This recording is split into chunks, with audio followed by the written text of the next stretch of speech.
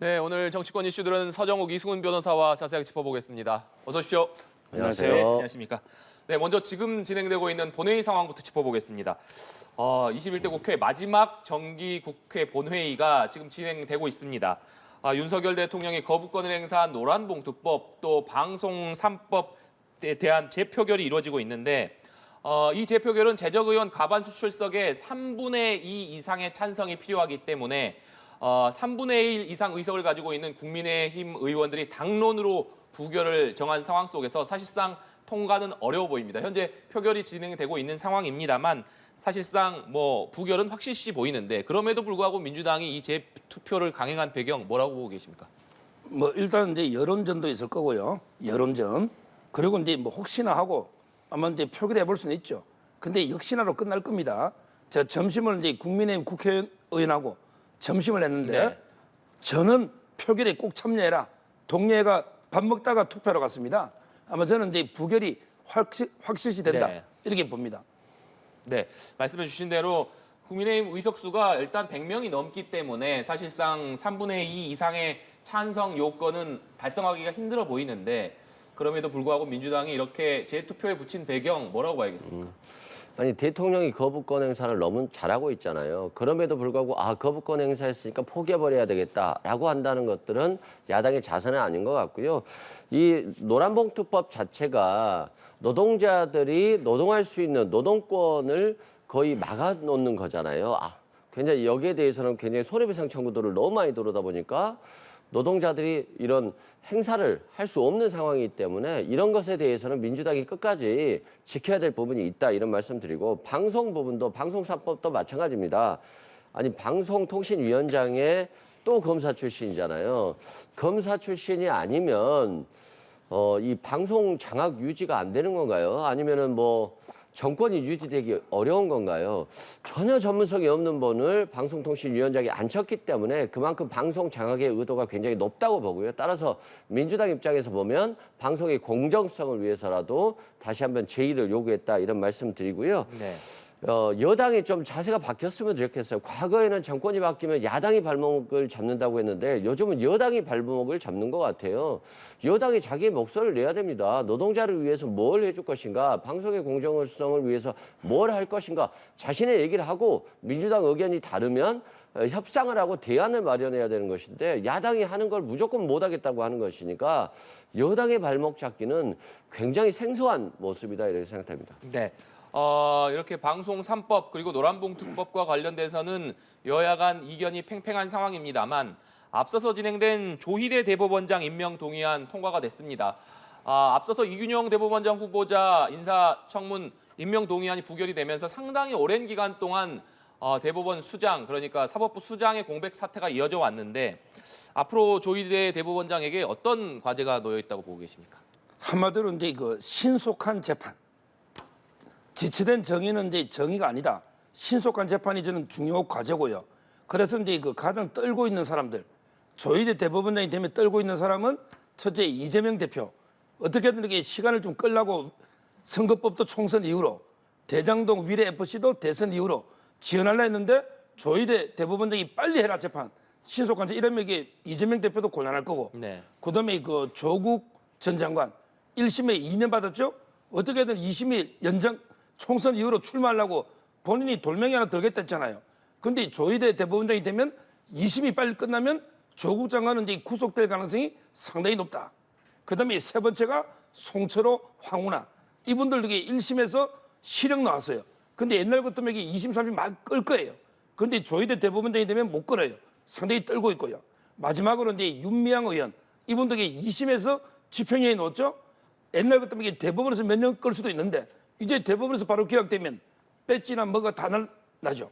저는 이런 정치인들이 아마 이게 조희대 대법원장이 되니까 떨고 있는 이런 분들이 내려 봅니다. 네, 이승훈 변호사님 말씀 듣기 전에 앞서 저희가 말씀드린 노란봉투법 그리고 방송 3법에 대한 재투표 결과 부결이 됐다 이런 소식이 들어와 있습니다. 노란봉투법과 방송 3법이 다시 통과가 되기 위해서는 200표 이상의 찬성이 필요한 상황이었는데 175에서 177표의 찬성표가 나오면서 노란봉투법과 방송 3법은 재표결에서 부결됐다. 이런 소식 전해드립니다.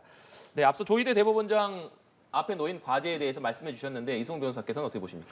일단 조희대 대법원장이 미스터 쓴소리로 유명했었고요. 또 소수 의견 이런 얘기들을 많이 냈었는데 나름대로 자신의 역할을 했던 것으로 보여지고 그렇기 때문에 청문회를 통과됐다 이런 말씀 드리고요.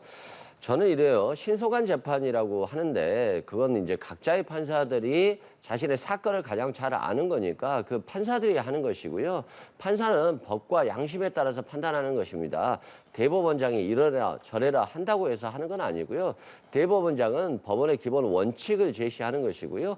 판사가 하는 것이기 때문에 대법원장이 판사에게 어떤 개별 사건에 대해서 지시하는 경우는 없을 것이다 이런 말씀드리고요. 저는 이래요. 검찰이 너무 어떤 특정 개인에 대한 수사에 집중하고 있고 이런 것들을 그 법원이 너무나도 압수수색 영장들이 너무 많이 발부되고 있기 때문에 최근 법원에서 압수수색 영장 신청 전에 압수수색 영장의 필요성에 대한 심리 절차가 필요한지 여부에 대해서 논의를 하고 있거든요. 어느 한 개인을 정해놓고 수백 개씩 압수수색하는 것들은 결국에는 정치 보복 수사가 되고 이게 야당 탄압이기 때문에 저는 법원에서 불필요한 건지 필요한 건지에 대한 영장 심사가 좀 잘 제대로 이루어져야 되겠다. 이런 절차들도 조희대 대법원장이 좀 잘 받아들였으면 좋겠다 이런 생각이 듭니다. 네. 그리고 사실 내일 12월 정기국회가 마무리되는 상황인데 내년도 예산안 처리의 법정 시한이 지난 2일이었습니다. 지난 2일을 지키지 못하면서 여야가 정기국회가 끝나는 12월 9일까지는 반드시 예산안을 처리하겠다 이런 입장을 밝혔습니다만 여전히 여야가 합의점을 찾지 못하면서 오는 20일에 본회의를 열고 이때 예산안을 처리하겠다 이렇게 밝혔습니다. 이런 상황 속에서 이재명 대표는 만약 여야 간의 협상이 안 되면 감액만한 수정안을 민주당 단독안으로 표결하겠다 이렇게 밝혔는데 이재명 대표가 얘기한 이 발언이 여야 간 협상을 그러니까 여당을 압박하기 위한 것인지 아니면 실제로 여야 간 협상이 이루어지지 않을 경우에 야당이 단독으로라도 예산안을 상정시킬 가능성이 있다라고 보시는지 어떻게 전망하십니까? 일단 그런 강한 의지를 표명한 것이고요. 두 번째로는 지금 윤석열 정부가 내놓은 예산안으로는 절대 갈 수가 없다. 이것에 대한 명확한 의사표현이라고 생각됩니다. 왜 그러냐면 지금 서민이라든가 보통 시민들이 굉장히 어려운 상황에 처해 있고 경제적으로 굉장히 어려운데 지금 윤석열 정부가 하는 말들은 굳이 그냥 뭐 재정 적자 안 내겠다, 돈 덜 쓰겠다 이 메시지밖에 없어요. 그러면 정부라고 하는 것이 힘든 국민의 경제를 어떻게 바꿔볼 것인가에 대한 얘기를 해야 되는데 돈 안 쓰겠다라는 말밖에 없기 때문에 좀 걱정스럽고요. 또 서민 예산, R&D 예산이 줄어들기 때문에 결과적으로는 복지가 부족해지고 대한민국의 미래 경쟁력이 약화되는 것이거든요. 이런 부분에 대해서 민주당 또 이재명 대표가 강하게 주장하신 것이다 이런 말씀 드리고요. 네. 부자 감세만 치중하지 말고 서민과 약자 대한민국의 미래 경쟁력을 위한 예산을 늘려야 된다. 이것들이 결국에는 이재명 대표와 민주당의 입장이다 이런 말씀 드립니다. 네. 사실 국회 선진화법이 처리된 이후에 올해 예산안이 가장 늦게 처리되는 해가 될 수도 있다. 이런 전망까지 나오는 상황입니다. 어떻게 보십니까? 나라 살림은 이제 누가 사느냐? 바로 이제 집권 여당이 하는 거예요. 집권 여당이 나라 살림을 사는 겁니다. 책임지고 그다음에 그 결과도 책임을 네. 집권 여당이 지는 거예요. 그래서 우리 헌법도 예산의 편성은 정부가 가지는 거예요. 물론 이제 국회도 불효불급한 낭비성 예산이 있으면 감액만 할 수 있는 거죠. 정액은 못 하는 거예요. 이게 우리 헌법의 취지입니다. 그런데 민주당이나 이재명 대표는 어떻게 합니까? 아니 윤석열 예산은 다 삭감하고 이재명 예산을 여차? 그럼 이게 이재명이 대통령입니까 지금? 이재명이 대통령 됐냐고요? 대통령은 윤석열 대통령입니다. 이게 국민의 선택이에요. 그러면 윤석열 대통령 공약이나 살림 이게 기본이 돼야죠. 어떻게 그걸 다 삭감하고 그다음에 이재명 대표가 한 기본 시리즈 이걸 예산 여차 이게 말이 됩니까? 저는 민주당이 정말 반성해야 되고요. 아마 이게 단독 처리는 힘들 거예요. 왜 그러냐면 이게 본인들 짬짬이나 본인들 예산도 있기 때문에 결국은 이게 합의 처리가 되기는 될 텐데 네. 앞으로 이런 식으로 이게 야당의 발목 잡기는 절대 없어져야 된다. 이 말씀을 드립니다. 네, 예산안과 더불어서 관심을 모으는 것이 민주당이 주도해서 본회의에 상정한 이른바 쌍특검 법안입니다. 당초 민주당은 12월 8일 그러니까 오늘 본회의에서 이 쌍특검법을 처리하겠다 이런 입장을 계속해서 밝혀왔습니다만 오는 20일로 예정된 본회의에서 처리하겠다 이렇게 밝혔다가 다시 28일에 처리하겠다 이렇게 입장을 밝혔습니다. 오는 22일이면 이 쌍특검법의 유효기간이 끝나면서 22일 이후에 열리는 본회의에 자동으로 이것이 부의되게 되는데 그렇기 때문에 28일로 예정된 본회의에 이 쌍특검법이 부의되게 됩니다. 민주당 28일에는 반드시 처리한다 이런 입장인데 처리 전망 어떻게 보십니까? 저는 처리 가능성이 충분히 있다고 생각을 합니다. 왜 그러냐면 지금 김건희 여사에 대한 굉장히 많은 국민들의 분노가 있어요. 주가 조작 사건에 대해서도 검찰이 지금 거의 손을 놓고 있어요. 뭐 무혐의 처분을 하지도 않고요. 그런데 굉장히 그 관련자들에 대해서는 이미 구속이 다 됐잖아요. 그러면 왜 우리나라 검찰은 공정하다라고 주장하면서 왜 이런 상황인지, 그리고 장모에 대한 사건이라든가 처남에 대한 사건도 뭐 거의 사건이 묻히는 것 같아요. 뭐 잘 들리지도 않고요. 또 대장동 특검도 마찬가지입니다. 그렇게 이재명 대표를 대장동 사건으로 몰아붙였는데 정작 50억 클럽의 대장동 사건의 당사자들에 대해서는 제대로 조사가 되지 않고 있지 않습니까?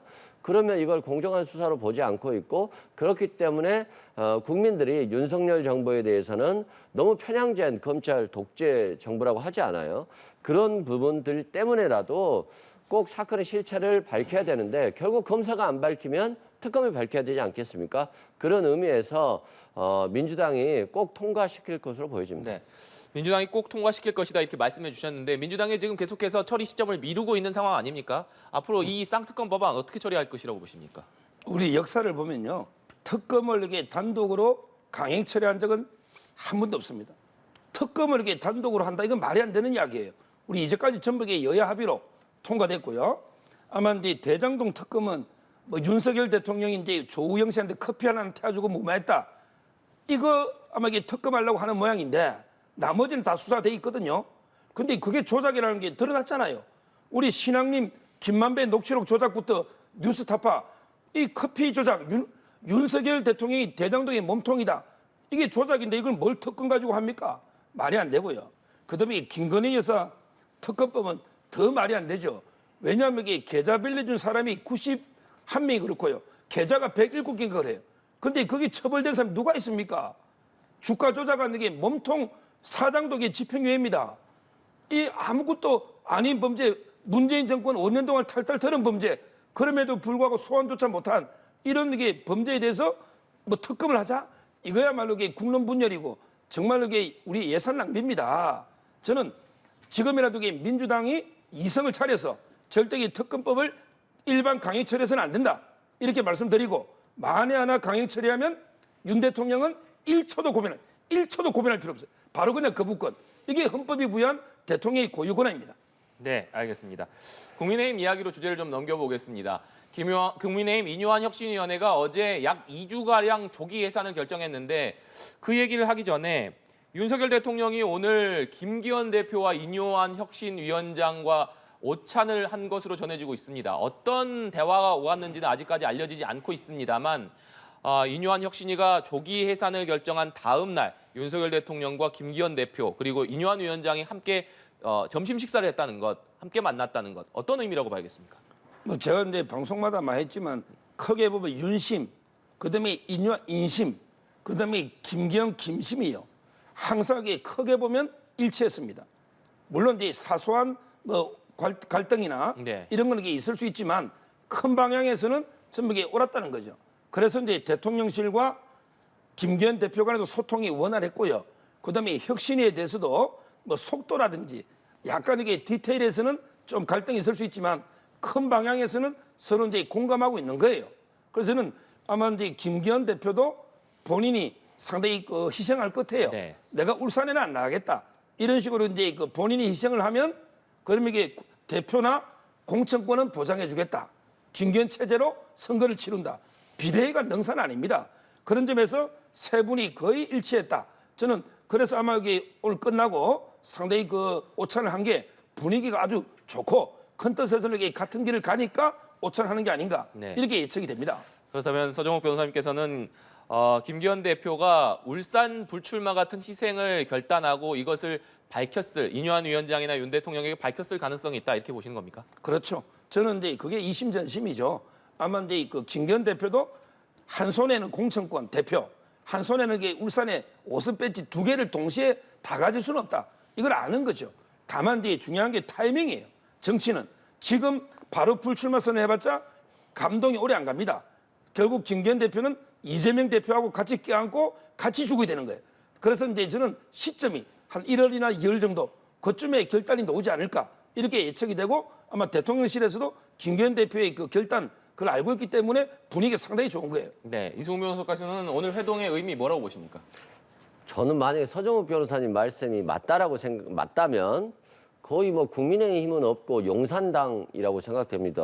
아니 대통령이 아무런 권한도 없는데 대표는 줄 테니까 그리고 너 공천해 줄 테니까 울산에서 나오지 말라라고 합의가 됩니까? 이게 불가능한 얘기 아닌가요? 뭐 대통령이 그냥 당 대표 불러다가 이래라 저래라 한다라고 하는 것 자체가 마치 이게 사실이면 공천권도 용산에서 다 하겠다 이건데 굉장히 심각한 말이고요. 이거 직권남용이고요. 윤석열 대통령이 박근혜 전 대통령 수사할 때 이런 걸로 했습니다. 이거 범죄입니다, 범죄. 잘못됐고요. 이게 같이 회동을 했다는 것 자체는 이건 그냥 인요한 위원장 빈손 퇴장하니까 미안하니까 그래도 버린 자식 취급하지 않으려고 밥이라도 함께 먹는 것이다 이런 말씀 드리고요. 김기현 대표를 불러다가 밥을 먹었다라고 하는 것은 그래도 당신 대표로 있으니까 어느 정도는 보장해 줄 테니까 우리 공천이나 좀 나눠 먹자 이런 게 아닌가 싶어요. 대통령실에서 여러 명의 수석들이 다 나갔는데 이분들 뭐 공천 못 받고 하면은 용산이 이상하게 되는 거 아니겠습니까? 그런 취지에서 아마도 김기현 대표와 적절한 선에서 타협을 보지 않았나 싶습니다. 네, 오늘 그리고 국민의힘에서는 이 내용이 화두가 되는 모습입니다. 내년 총세 판세를 자체 분석한 결과가 공개가 됐는데 국민의힘이 자체 분석한 결과 서울 49개 지역구 중에서 우세인 지역이 6곳으로 알려졌습니다. 그러니까 서울 강남 가불병, 서초 가불, 송파을 이렇게 강남 3구의 6곳만 우세한 것으로 나타났는데 이런 결과가 나오니까 지도부에서는 이것이 최악의 경우를 상정한 것이고 신빙성이 낮다 이렇게 밝혔습니다만 당내 특히 수도권 의원들 사이에서는 우려의 목소리가 나오고 있는 상황입니다. 서정욱 변호사님, 아무래도 지난 총선 2020년 총선에서 국민의힘의 전신이었던 미래통합당이 서울에서 8개 의석을 얻었었는데 사실 6개가 우세 지역이라면 그거보다 낮은 수준이기 때문에 물론 지도부는 이게 신빙성이 낮은 결과라고 하고는 있습니다만 국민의힘 입장에서는 수도권 민심 그야말로 비상이다 이렇게 볼 수 있지 않겠습니까? 그런데 이거는 이제 이미 대진표도 안 짜여진 네. 이런 상태에서 최악의 경우를 가정했을 때 이런 이제 결과입니다. 이대로 결과가 나오겠습니까? 대진표가 제대로 짜이고 네. 제대로 선거로 들어가면 저는 상당히 다를 것이다. 이렇게 보이고요. 아마 이제 지금 뭐 윤석열 대통령 지지율이 아무래도 긍정이 한 30%대, 부정이 50%대 이런 게 있다 보니까 어느 당을 뽑을 거냐 이렇게 질문하니까 아마 이런 결과인데요. 실제 이제 나중에 인물 중심으로 가다 보면요. 저는 서울은 상당히 국민의힘이 선전할 거다. 경기도에 비해서도 네. 이렇게 보고 있고요. 그다음에 이런 게 지금 아주 나쁜 건 아닙니다. 국민은요. 항상 이제 오만한 권력은 심판하고요. 겸손한 권력은 띄워줍니다. 무슨 말이냐면 지금 이제 이해찬 대표 야 최소 뭐 과반의 180석은 얻었다. 또는 옛날에 정동영 전 대표 그다음에 이탄희 의원 우리 200석까지 가능해. 이런 식으로 이렇게 계속 오만방자하게 교만하게 해보십시오. 과연 이게 200석 될까요? 180 될까요? 오히려 저는 이런 게 마이너스지. 지금 이게 우리가 6석밖에 확실한 데는 없다. 정말 이게 최선을 다하자. 이건 오히려 자극제가 되기 때문에 네. 저는 나쁜 결과는 아니라 봐요. 네. 나쁜 결과는 아니다. 최악의 상황을 가정한 것이기 때문에 이것이 현실화될 가능성은 없다. 이렇게 말씀해 주셨습니다. 이승훈 변호사님 말씀 듣기 전에 서정욱 변호사님께서 잠시 윤석열 대통령 국정운영 지지도를 말씀해 주셨으니까 저희 연합뉴스 TV와 연합뉴스가 지난 2일과 3일에 전국 만 18세 이상 남녀 1,000명을 대상으로 한 정례 여론조사 결과에서 윤 대통령 국정 운영에 대한 긍정평가가 33%, 부정평가가 60%로 집계됐다. 이런 점 참고로 말씀드립니다. 네, 이승훈 변호사님, 이 말씀해 주셨습니다만 이것이 최악의 상황을 가정한 것이기 때문에 현실화 가능성이 없다. 오히려 국민의힘 입장에서는 미리 어떻게 본다면 예방주사를 맞는 것이기 때문에 좋은 효과를 낼 수도 있다. 이렇게 전망해 주셨는데 어떻게 보십니까? 근데 예방주사를 맞아야 되는데 인류한 혁신위원회가 그냥 내보냈잖아요. 그러니까 주사를 거부한 겁니다. 그래서 이제 좀 심각한 상황이라고 보면 될 것 같고요. 제가 뭐 국민의힘을 걱정할 필요는 없습니다만 윤석열 정부에 대해서 검찰 독재 정부라고 하는 비난들이 있었는데 이런 무능한 정부라는 수식어가 또 붙었어요. 왜 그러냐면 이번에 엑스포 한번 보시죠. 부산 엑스포 유치. 119대 29입니다. 뭐 거의 초접전이고 곧 있으면 사우디 잡을 수 있다라고 했습니다만 결과는 29예요. 국민들 굉장히 많이 실망하셨고요. 근데 실망을 넘어서 아니 왜 우리나라의 정보기관들은 이렇게 정보력이 없지? 아니면 분명히 안 된다고 보고를 했는데 윤석열 대통령이 귀를 막은 것인지 여기에 대해서 국민들은 심각하게 생각하고 있거든요. 두 번째는 부산 엑스포 예산으로 5,700억을 썼습니다. 그리고 해외 순방에 570억을 썼는데 이 엑스포 결과를 보고 국민들이 해외 순방이 아니라 해외 여행이라고 하고 있어요. 그만큼 이렇게 비아냥거리고 있는데 여기에 대해서 윤석열 정부가 대국민 사과 메시지를 전체적인 차원에서 한번 내야 돼요. 그냥 부산 엑스포 나니까 미안하다. 그냥 부산 가가지고 기업인들 데리고 가가지고 그냥 떡볶이 먹고 이래서 그냥 부산에 잘해주겠다. 이게 아니라 이 나라를 어떻게 잘 움직였어야 되는데 운영을 잘 못해서 죄송하다라는 대국민 사과 메시지가 나와야지만이 국민의힘이 반전할 수 있는 기회가 나오는 것이지 잘못해놓고 사과가 없으니까 반전이 없는 거예요. 반전이. 기대감이 없는 거고. 그리고 그 윤석열 대통령의 부인이신 김건희 여사 명품백 받은 거 얼마 전에 영상 나왔잖아요. 근데 거기에다 대놓고 그냥 자신이 통일 정책을 어떻게 할 것처럼 얘기를 하고 있어요. 그러면 지금 이것에 대해서 왜 용산이 사과 메시지라든가 무슨 말이 없습니까? 여기 이러한 내용에 대한 메시지가 없는데 어떻게 국민의힘을 지지할 수 있겠어요? 저는 네. 뭐 불가능한 얘기라고 생각됩니다. 네. 여러 사안에 대해서 메시지를 내야 되는 건 아니냐 이런 말씀이신데 손정욱 변호사님? 어떤 메시지를 내요?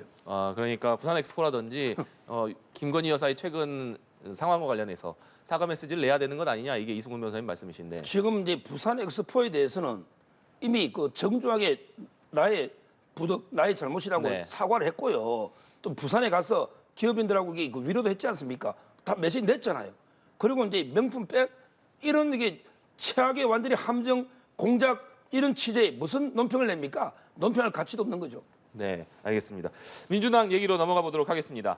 민주당이 전당대회에서 권리당원의 투표 비중을 3배 이상 높이고 총선 경선에서 현역 의원 페널티를 강화하기로 했습니다. 이를 두고 당내 파장이 이어지고 있는데 관련 발언 듣고 대담 이어가도록 하겠습니다.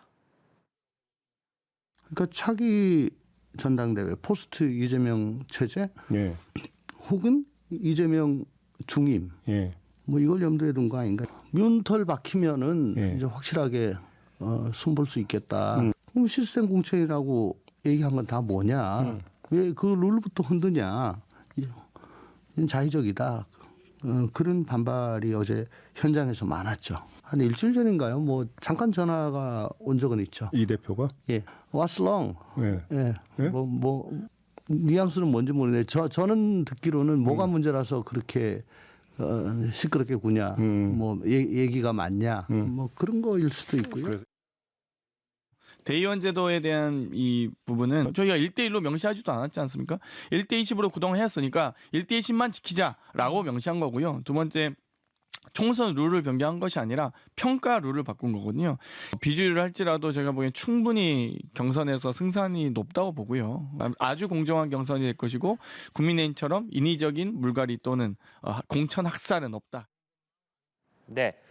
민주당이 어제 중앙위원회를 열고 전당대회 그리고 공천 룰을 개정하는 안건을 통과시켰습니다.